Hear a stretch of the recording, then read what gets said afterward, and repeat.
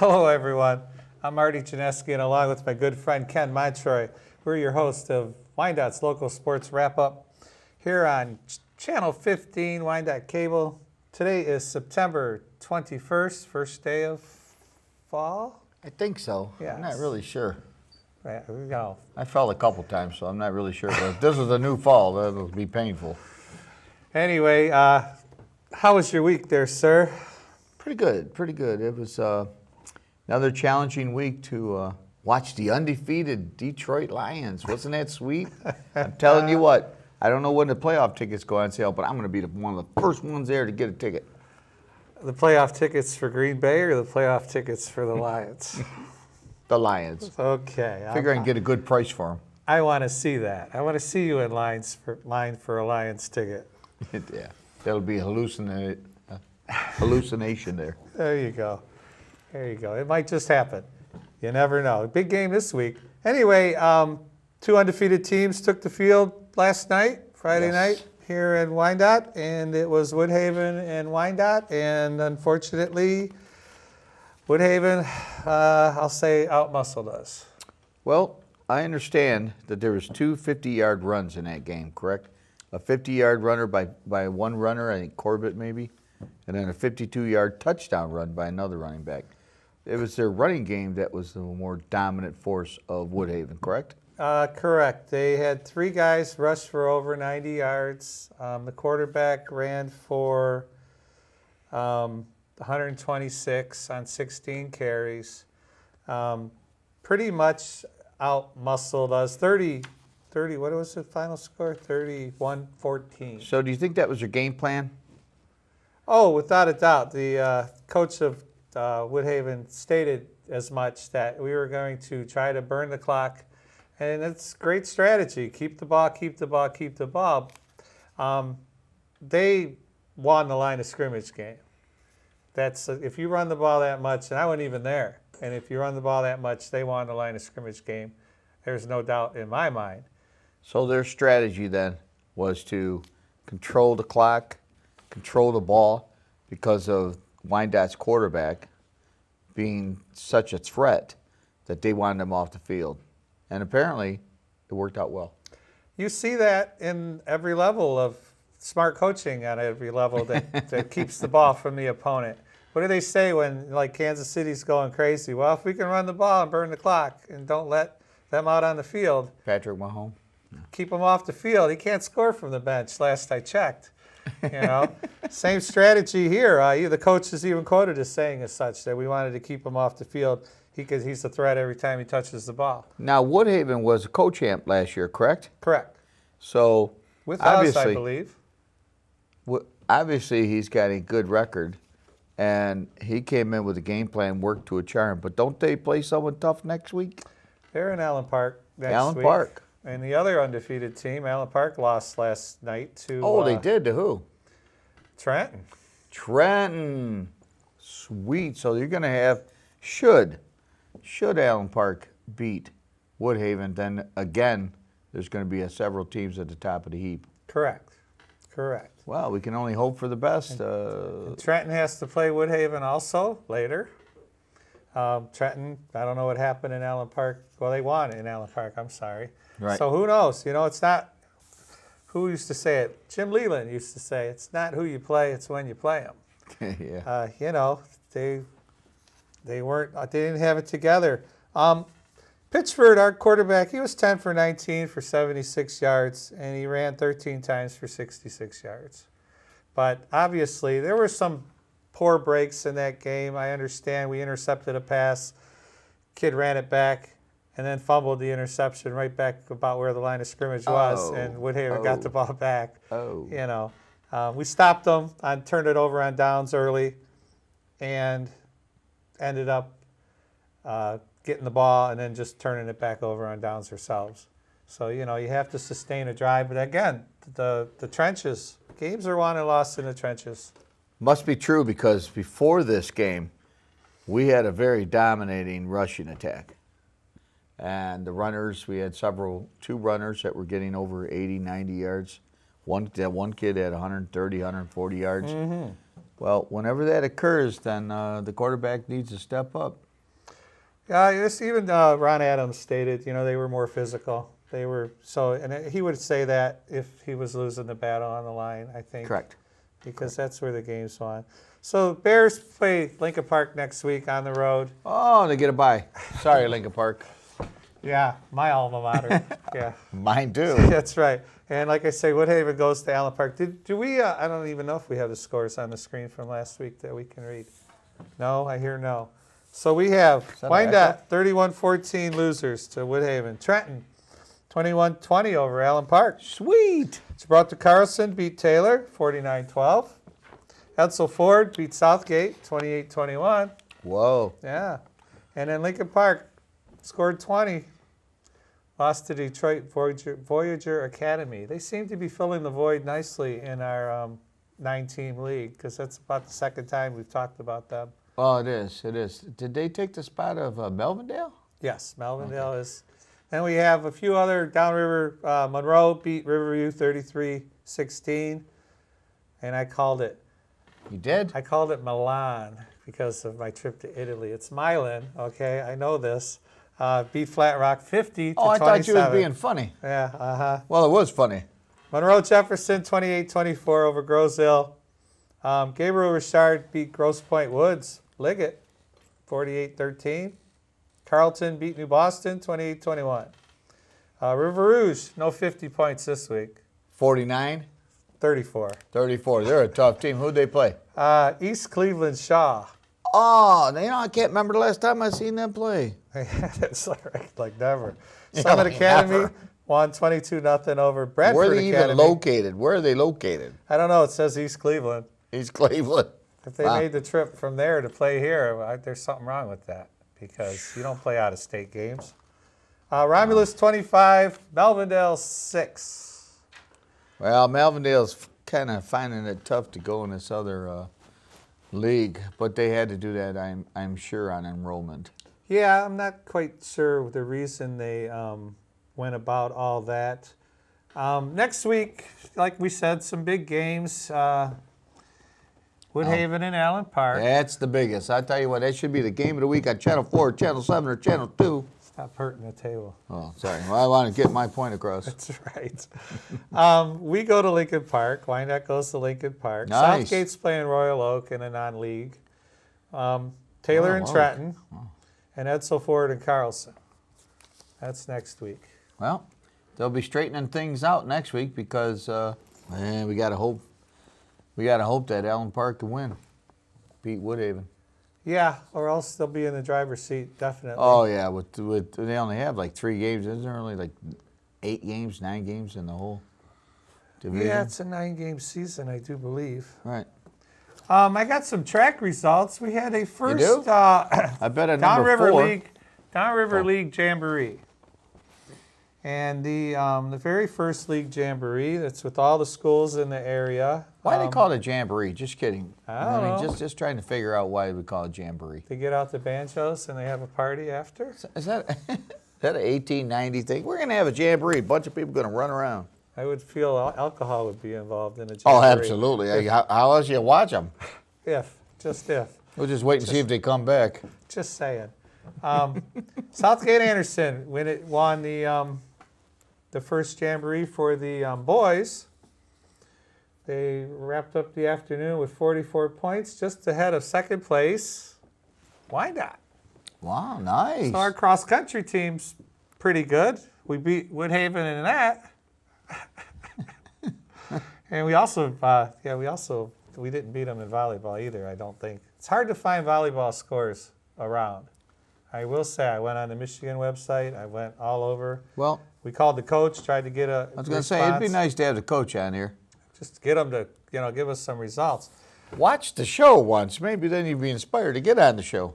Top runner, Allen Park's Isaiah Jacobs. He was the top dog. Oh, Isaiah. Roosevelt placed nicely. They had a 6th place finish, Colin Metzger, and a 7th place finish, Samuel Rankin. And a 10th place, Gabe Mullins. Gabe.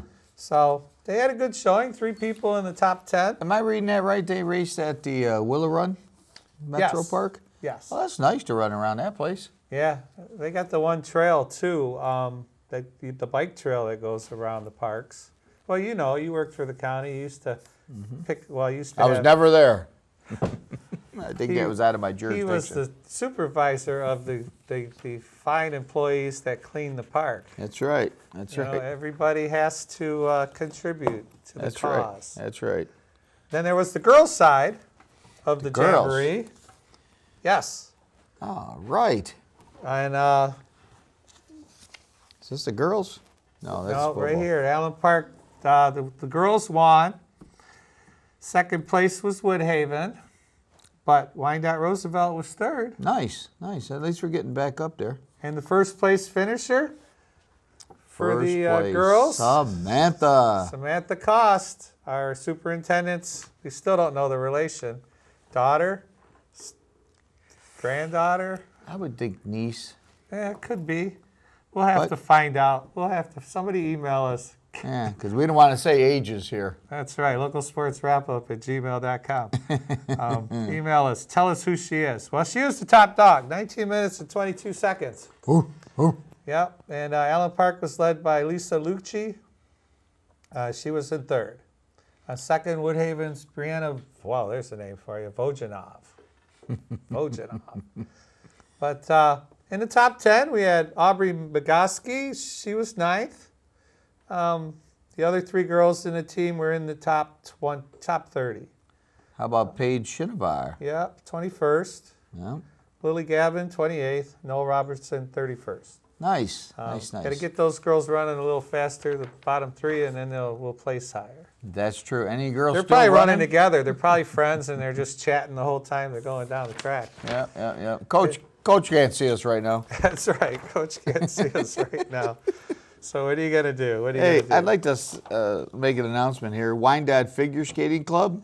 They have a spaghetti dinner fundraiser on the 24th. It's a Tuesday from 4 to 7. It's going to be held at McCaffrey's Bar. I like that little pub. Good food there. Not that I've ever been there. Someone told you once. But someone told me. Adults are $8, kids 12 and under, $4.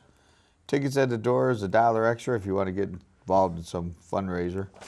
Spaghetti dinner? What is it? Spaghetti dinner? It's a spaghetti dinner.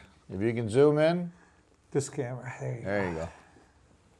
No, put it in front of your face. In front of my face? Okay, here we go. All right, email hunter1024@wyandotte.org. Purchase advance tickets at McCaffrey's, 4 to 7, September 24th. So, if you want to keep that good figure and you're older, do it by skating. I'll tell you, McCaffrey's is a nice place. Yes, and they do a lot of fundraisers, actually. Do you remember Clementi's downriver? Yeah. They always hold their Christmas party there. Real nice place. Joe Clementi, great guy. And they hold it at McCaffrey's. Real nice place. Very, very nice place. We also have fall and winter hockey season registration. Another one I'm going to hold up. Okay, it starts on September 29th. Hockey has many benefits. Wyandotte Warriors? Yeah. Wyandotte Warriors. I coached there for years. Did you? My kids going through the program. Oh, yeah. Always need, volunteers that coach that don't get paid for it. What do I know about hockey? More than you think. Well, I know that you're not supposed to bring your hockey stick and your hockey puck whenever you go skating. No, skating. You get in trouble for that. But anyway, this program starts the 29th of September. Hockey has many benefits. Come on out and give it a try. Learn to skate and play hockey. That's a tough thing, learn to skate and play hockey, because learning to skate is one thing, playing hockey is another.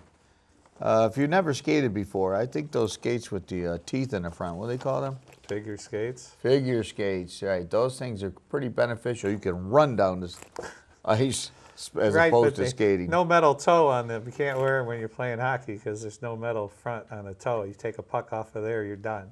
That is true. That is true, except that when you're learning, though. This is learning. Do you know what the toe pick's for? For standing up whenever you spin around? Well, not so much. They kick before they twirl. If you look real close, they put that thing in the... To leap? To leap. Yes. Really? So they stick that thing in the ice, and then they launch. And it's done so quick and so fast. Like next time figure skating's on, NBC or whatever, and you just Check that out. watch. They put it down there, and then they whoosh. Well, I used to watch Konstantinov, and I never saw the teeth on the front of his, and he would launch and just drill people. Yeah, that's a little different launch angle. Oh, okay. But it's the same concept, right? Same, well, I guess. I think he just get up. That game was different back then. Oh. They get a running start and slaughter people. Oh, well, see, I enjoyed that part, too. I broke my collarbone like that. Jumping at somebody or years having old. somebody No, jump at you? Getting slaughtered playing hockey on a house team. Lost the puck, went down to reach it, center ice, looked up, boom! Well, they tell you to keep your head up. Correct. Well, the puck went over there. I had to get it.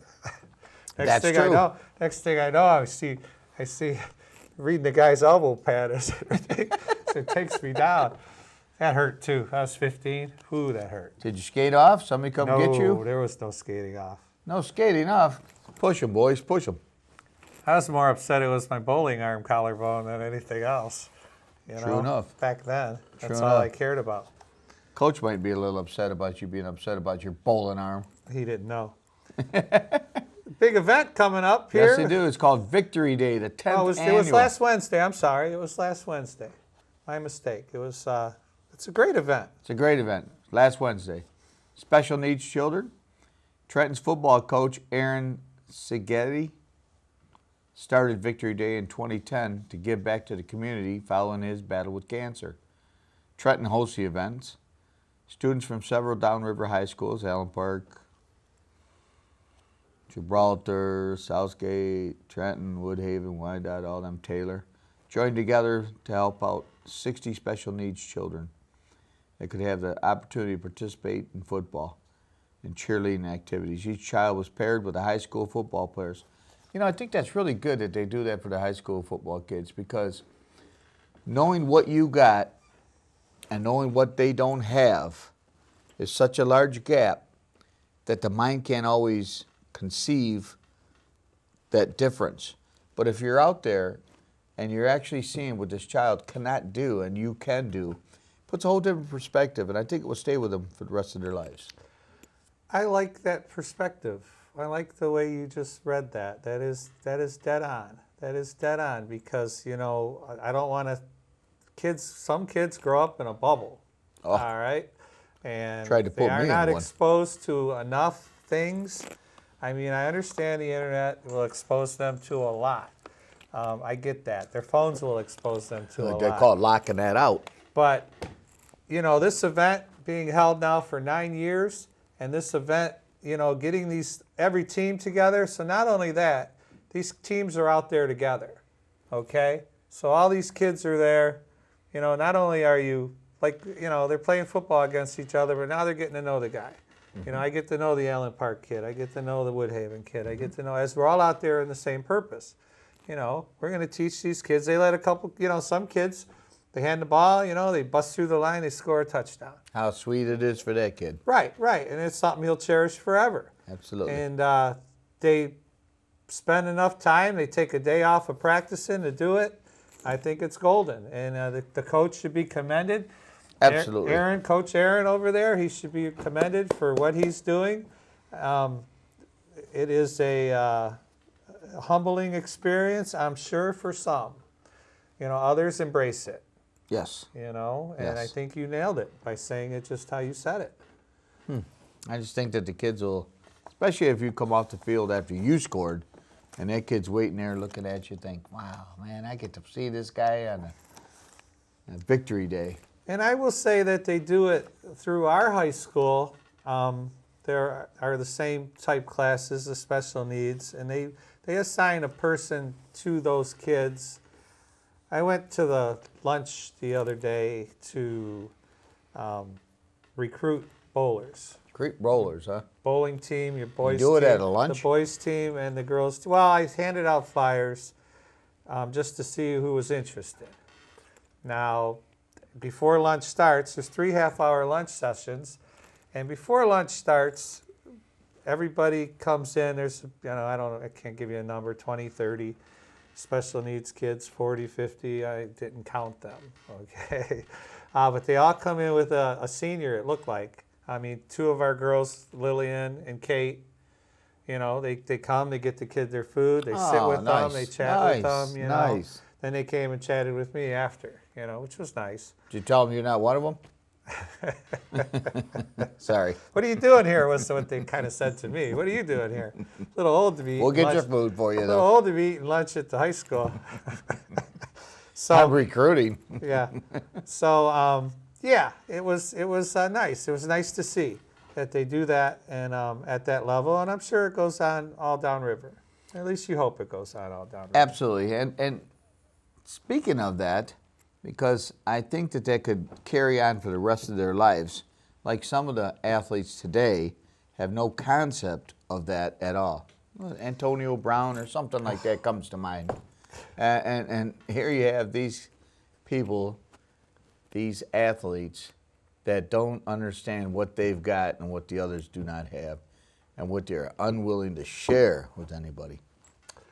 Yes. And I'm glad that you said he's a small percentage of the greedy NFL player, I guess is a good word for it.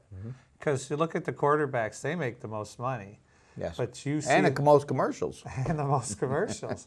And you see them, you know, buying Rolex watches for their offensive line because they didn't get killed this year, you know. Thanks for blocking for me here, you know. Or taking them out to dinner. Or who was the Einstein that wore a Rolex watch? oh, I was on it. $350,000 watch? Beckham. Yeah. Oh, he got a new name, OBJ. Oh, okay. Right. So he wears a watch during the game. Well, the NFL put a stop to that. Won't take Yeah, I know, long. but what's the mentality thinking these people that are in the stands don't earn that for 4 years? And here this guy's wearing it on his arms. If it gets broken, I'm all right.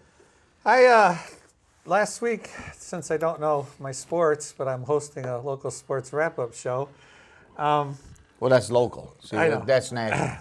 Michigan State was at home last week. Oh, I thought they were going to Arizona to play. Little did I know. They should have went to Arizona and played. would it matter?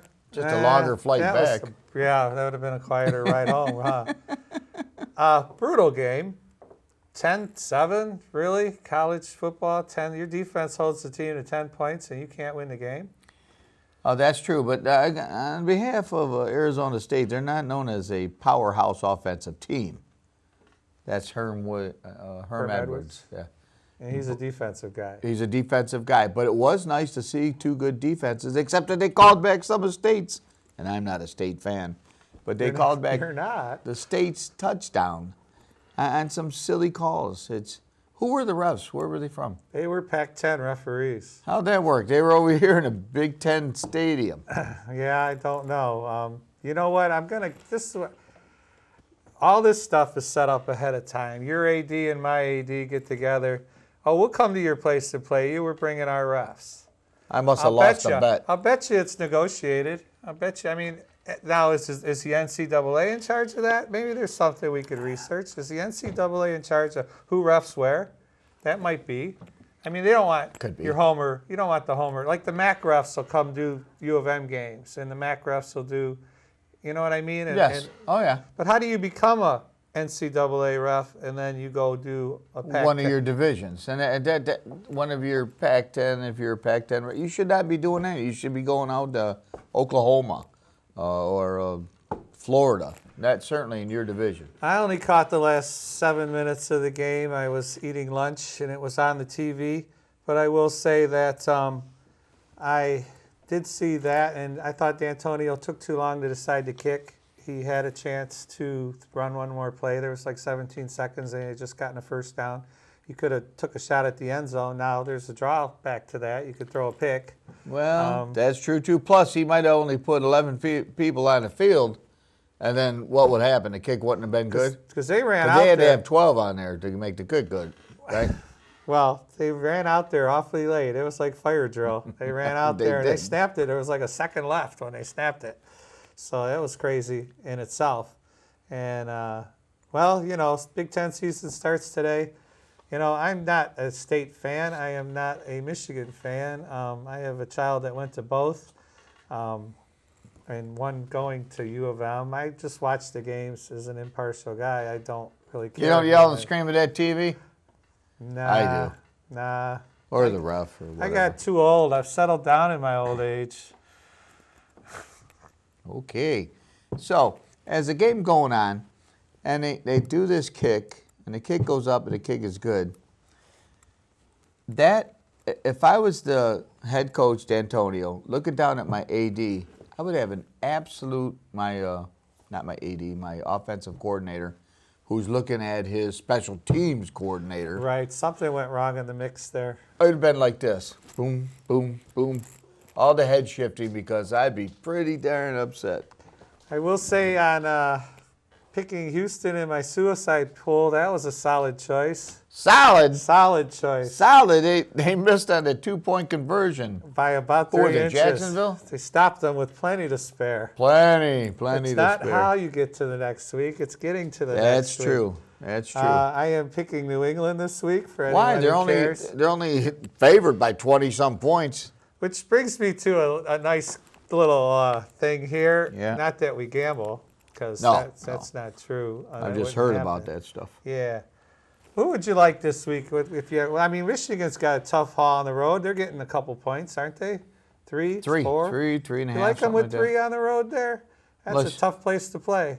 Oh, Wisconsin's a tough place to play, especially with the way Michigan's offense has been. And they haven't won there in their last 4 tries. I Correct. heard that on the radio. Correct. I don't know. But they haven't been there that many times either. so- Every other year. They haven't won there in 8 years, the last 4 tries. Because they just haven't. They haven't been that good, though, but they're getting better, I feel. Correct. So we'll see. This should be a good one. Yes. Who does State play? State's at Northwestern.